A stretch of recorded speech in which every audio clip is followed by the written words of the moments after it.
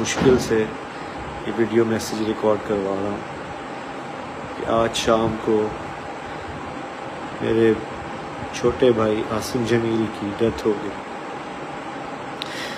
جو کہ ایک بہت بڑا ہماری فیملی کے لیے سانحہ ہے۔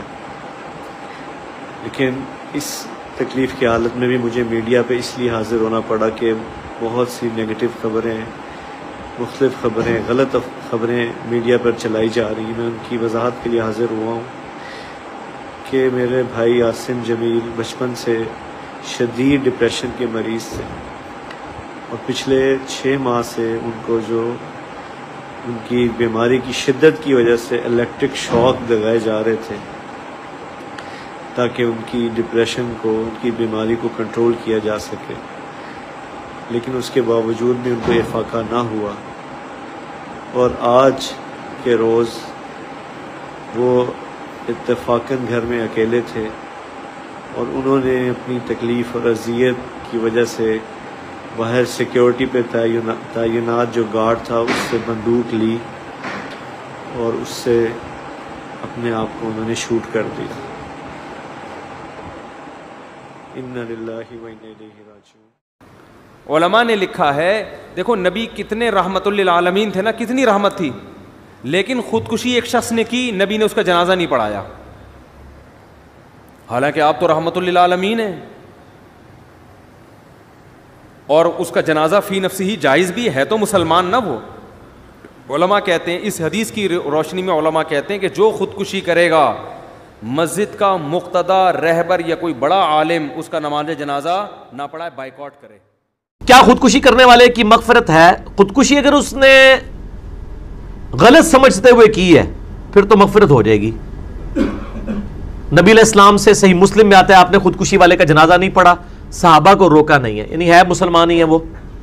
اب یہ اللہ نے فیصلہ کرنا ہے، حرام کام کو حلال سمجھنے والا کافر ہو جاتا ہے۔ اگر خودکشی اس نے جائز سمجھ کے کی ہے کہ خودکشی کرنا اسلام میں جائز ہے، یہ تو ظاہر کوئی نہیں کرتا، پھر ہی کافر ہوگا، ادروائز وہ ہے مسلمان ہی ہے۔ بہرحال نیک لوگ اور ڈومیننٹ لوگ ایسے بندے کا جنازہ نہیں پڑھیں گے۔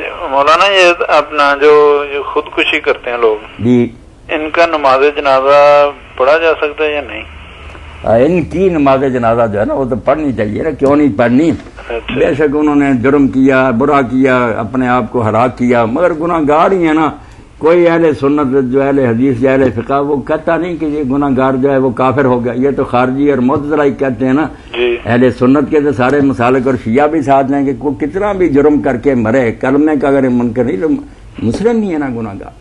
اب اس کی نماز جنازہ نہ پڑھیں، ہم تو ہندوؤں اور سکھوں کو بلائیں کہ لے جاؤ اس کو دفن کر دے، وہ کریں گے، وہ کہیں گے تمہارا آدمی کرو یا نہ، بڑی زیادتی ہے۔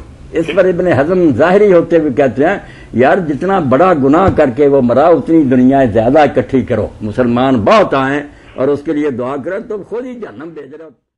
ایک تو وہ میں نے روایت بیان کی جس میں صحابہ نے ایک شخص کی بڑی تعریف کی، تو سرکار نے ارشاد فرمایا، وہ بڑے زبردست جہاد کر رہے تھے، سرکار نے فرمایا وہ جہنمی ہے، اور ایسے ہی وہ صحابی کہتے میں پیچھے لگ گئے، میں نے دیکھا کہ وہ زخموں کے تاب نہ لا کے جب آخری وقت آیا تو انہوں نے اپنے آپ گردن کاٹ لی، نخرہ کاٹ لیا اور وہ ہلاک ہو گئے۔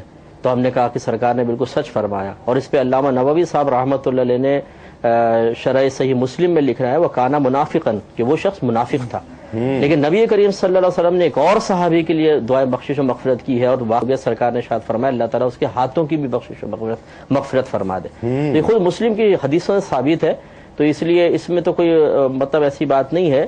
ہاں میں چونکہ یہ عوامی کوئی شخص تھے تو میں ان سے گزارش کرتا ہوں کہ جو یہ کہے کہ یہ صحیح نہیں ہے وہ دلیل لے آئے جی کہ دعائے بخشش و مغفرت کرنا منع ہے اور جنازے کی نماز پڑھنا منع ہے۔ ابھی حضرت بتا رہے تھے کہ کسی جگہ کا ایک واقعہ کہ کوئی جنازہ آیا جس نے خودکشی کی تھی، تو مولوی صاحب نے فرمایا لے جاؤ اس کا جنازہ ہی نہیں پڑھا جائے گا۔ تو یہ جو افراط و تفرید کا مظاہرہ کیا گیا بالکل غلط ہے اور خلاف شرع ہے۔ خودکشی کرنا اگرچہ حرام اور کبیرہ گناہ ہے، لیکن اگر خودکشی کرنے والا مسلمان ہے تو اس کا جنازہ پڑھا جائے گا، اس کے جنازہ ہی پڑھنے کا حکم ہے۔